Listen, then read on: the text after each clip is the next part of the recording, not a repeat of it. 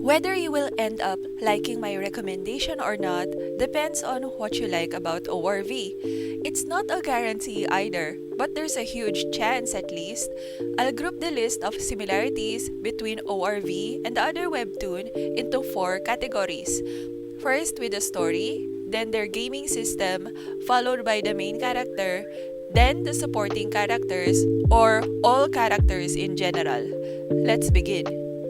In regards to the story, ORV and this other webtoon has many similarities with other action fantasy manhwa, but what's existing between the two, which are quite different from the others, are the following.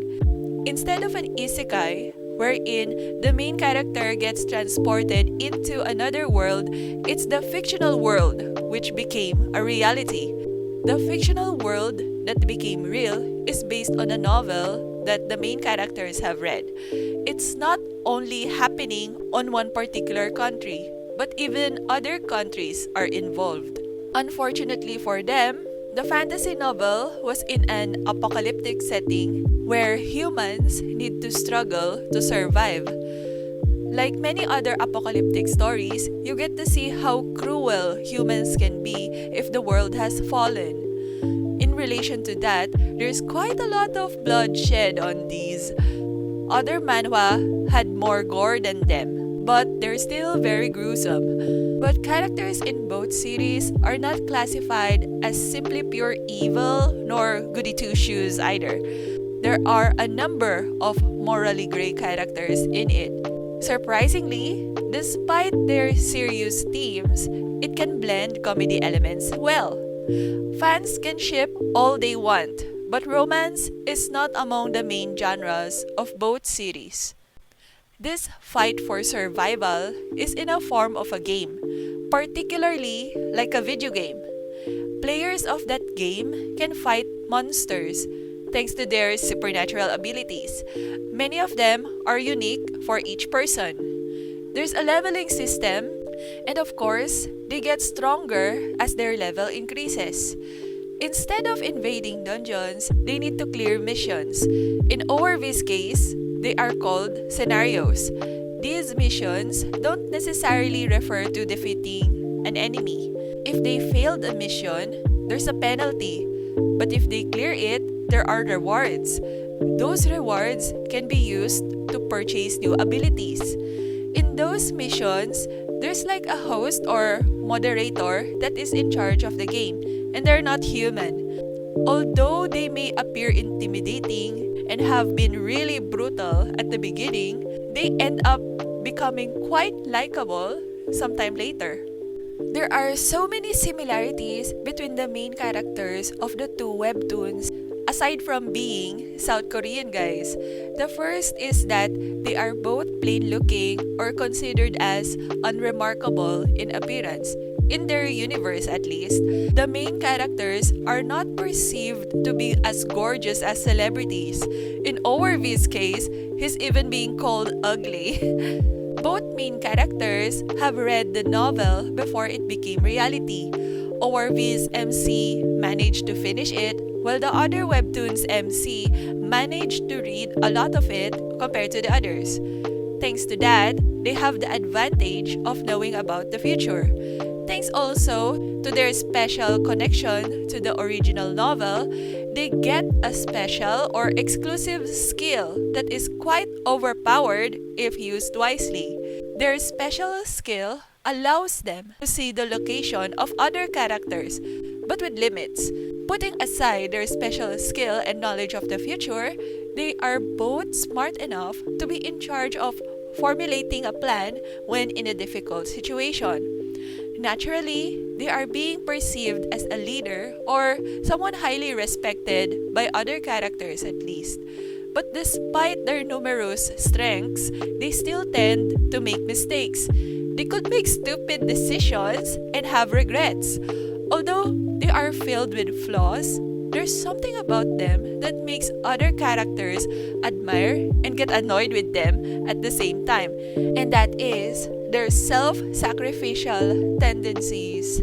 As for the other characters, here are some things that are so great about the two series.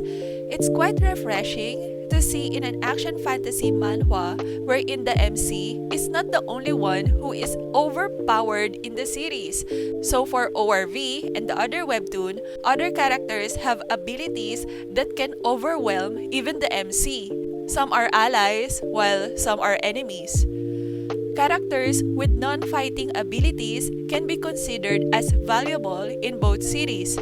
There are even abilities that are not normally seen as something for combat but turns out can be used for combat anyway. Age doesn't matter on both series.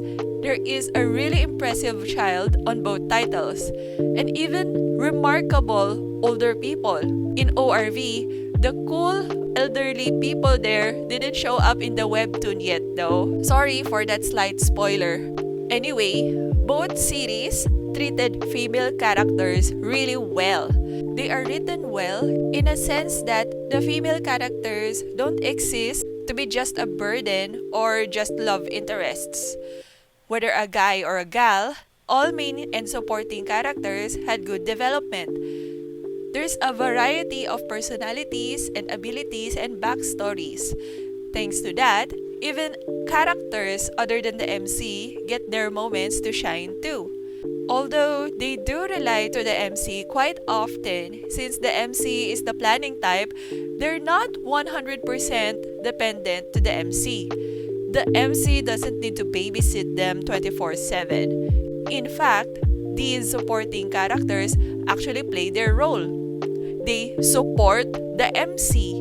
They also support in a sense that they act as a bodyguard for him and get infuriated when he sacrifices himself. With that said, has there been a webtoon with those characteristics that crossed your mind? Aside from ORV, of course, I can only think of one other webtoon like that for now, and I'm talking about microHunter. It's also called 3cm Hunter. After reading the plot of both series, they may sound so similar, but the events that happened are executed very differently. They both may have been making use of a lot of tropes, but the storytelling is still so well done. Although there are plenty of manhwa with gaming elements, the gaming system on these two series are very similar, yet not a rip-off of each other. Their main characters have many similarities and differences at the same time. Both this reader and this older brother who just wants to protect his little sister are easy to like. As for the other characters, it's seldom for creators to treat non-main characters with justice. I'm very thankful for that. Sadly, microHunter is not very popular because even though the art is good, the characters don't look that attractive to most people. So in other words, it lacks good-looking characters. It also lacks fan service, and there wasn't enough wacky or comedic scenes, making it less entertaining to most readers.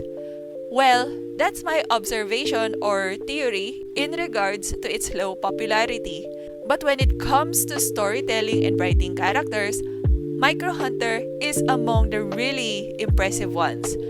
Similar to ORV, it tackles philosophical and thought-provoking topics too. Sometimes, things don't make sense, but you will see how everything is explained and connected as you read more chapters. microHunter also feels more like a sci-fi instead of fantasy around the second season though. It's sad that its last few chapters felt a little rushed, but no worries, it's still far from terrible. Even at the end, it still does some unique twist to the typical action fantasy manhwa trope. So, if you haven't read microHunter yet, I suggest you read it as soon as possible before it becomes a daily pass series in Webtoon.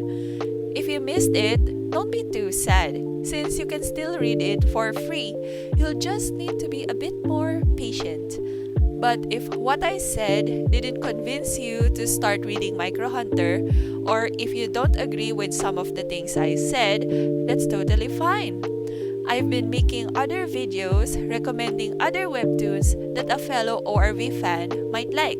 So, you might discover a new webtoon to read from those instead. Thanks for watching. See you in the next video. Take care!